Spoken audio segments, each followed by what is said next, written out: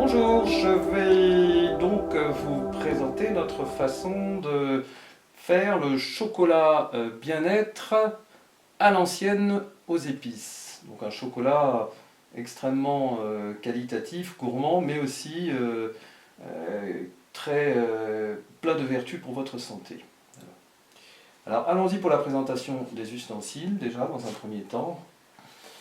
Donc on va utiliser deux mugs ou deux verres en verre pour la présentation. Vous verrez en fin de vidéo l'intérêt que ce soit en verre.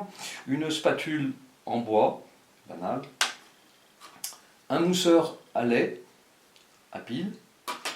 Un petit tamis, pareil, vous verrez, ça sert aux finitions donc, avec le cacao en fin de parcours. Donc voilà, deux petites cuillères, je ne vais pas m'apesantir là-dessus. On passe aux ingrédients, des choses relativement simples, vous allez voir. Donc déjà, les ingrédients de base et de départ, chocolat. Donc là, c'est du bio, ici c'est du corset. L'idée, j'aime bien mixer deux types de chocolat pour qu'on ait un petit peu de caractère et en même temps la douceur d'un chocolat classique à 52%. En tout cas, toujours est-il, prenez du chocolat de haute qualité, noir évidemment. Voilà. Pareil pour le lait, un lait de qualité optimale on va dire. Là c'est du bio entier évidemment. Je vais passer donc aux épices qu'on va utiliser.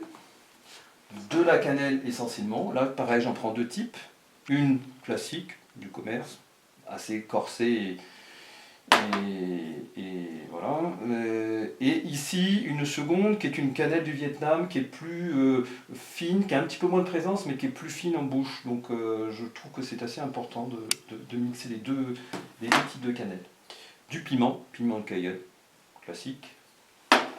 Un chocolat en poudre, l'idée c'est d'avoir un chocolat en poudre amer qui va nous servir pour la finition. Bon, je pense avoir fait l'essentiel. On va passer en cuisine maintenant.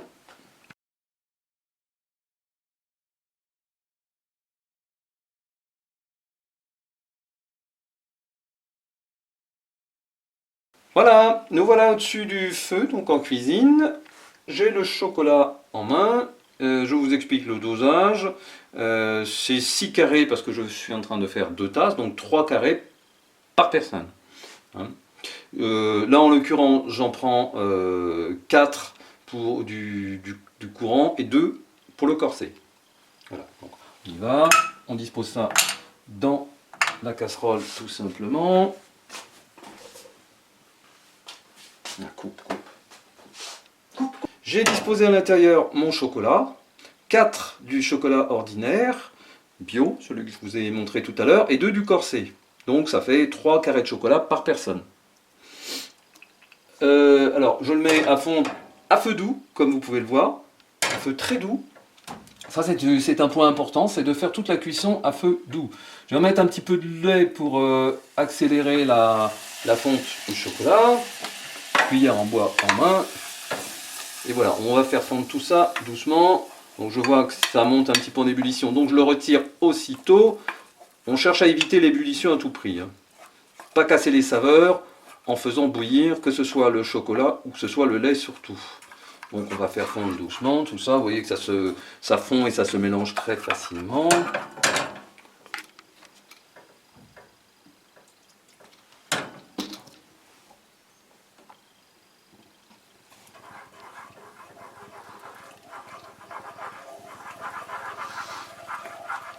J'allonge à nouveau avec un petit peu de lait. Au départ, il faut y aller vraiment doucement pour faire fondre ce chocolat, pour en faire une crème de chocolat fondue qui a déjà un petit volume.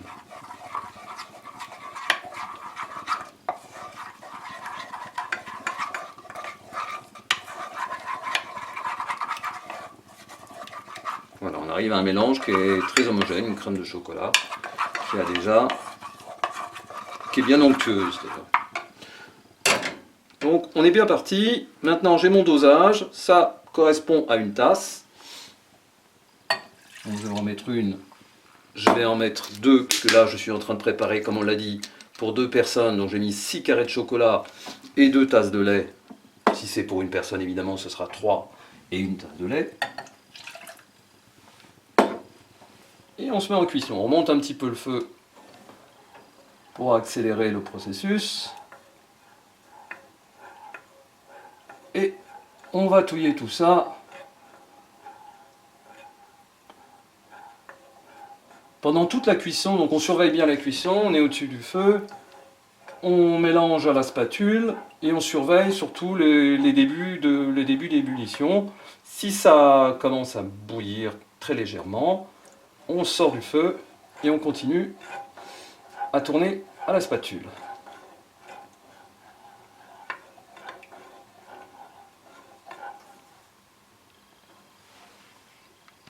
Voilà, je vous reprends. Disons que le processus de cuisson a duré environ 2 minutes, quoi, à peu près. Donc l'idée, c'est que ce soit bien fondu, de manière homogène. On le vérifie dans la casserole en poussant un petit peu le lait de côté. Ça a l'air plutôt pas mal, homogène. Bon, je crois qu'on est bon. On va arrêter la cuisson. On va revenir au-dessus des mugs pour préparer le chocolat.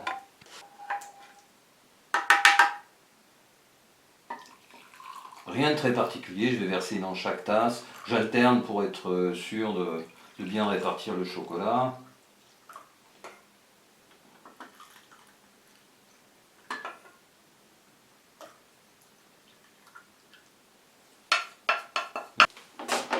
Alors les épices, c'est pas très compliqué. Je commence toujours par le piment. Une bonne pincée de piment.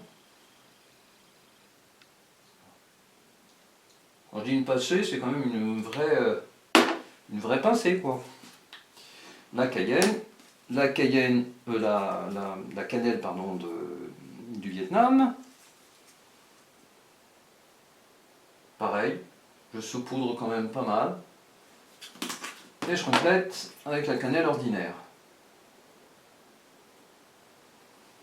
Alors peut-être un zoom à la caméra pour montrer les quantités, enfin la présence des épices sur le dessus donc, du chocolat. On voit que j'en mets quand même une bonne quantité à chaque fois.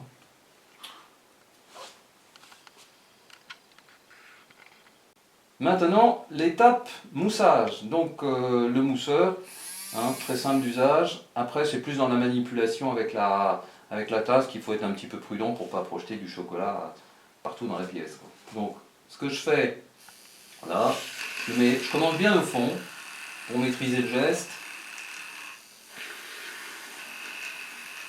Et on va faire mousser, j'ai envie de dire, relativement longuement pendant peut-être 20-30 secondes chaque chocolat. Donc je vais bien chercher au fond, sur les bords. J'évite de trop remonter en surface comme j'ai expliqué pour ne pas projeter du chocolat partout. Mais c'est à peu près la seule précaution à prendre. Donc on va rester là en temps réel sur la vidéo, vous allez voir, c'est 20-30 secondes en gros, maximum. On voit que le niveau du liquide dans la tasse monte. Ça veut dire qu'on est vraiment en train d'introduire pas mal d'air dans le chocolat, donc de la mousse. C'est ce qu'on cherche. Voilà pour celui-ci. Je vais faire la même chose sur le second et puis on vous reprend après pour les finitions. Les finitions donc maintenant. Donc vous voyez, comme vous pouvez le voir sur la vidéo, si la caméra descend un petit peu de profil, on voit que la mousse remonte progressivement. Il faut laisser un petit peu de temps. On a fini d'utiliser l'usage du mousseur. On laisse un petit peu de temps avant de faire la finition. On laisse 20-30 secondes à nouveau pour que la mousse se concentre surtout sur le dessus du chocolat et qu'elle s'affermisse un petit peu avant de faire la finition au cacao. Donc allons-y. Petite cuillère de cacao dans le tamis. Vous allez voir qu'on a besoin de très peu de cacao. Hein. Donc, et on y va comme ça.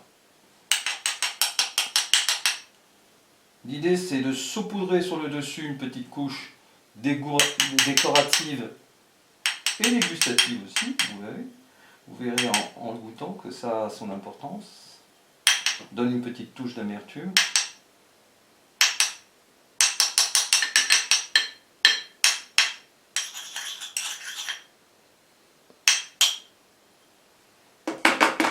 met le surplus dans la boîte à cacao. Et c'est terminé. Il n'y a plus qu'à déguster. Et voilà le résultat final. Prêt pour la dégustation. Avec un petit peu de cake au chocolat. Ça marche très bien aussi. Bonne dégustation à tous.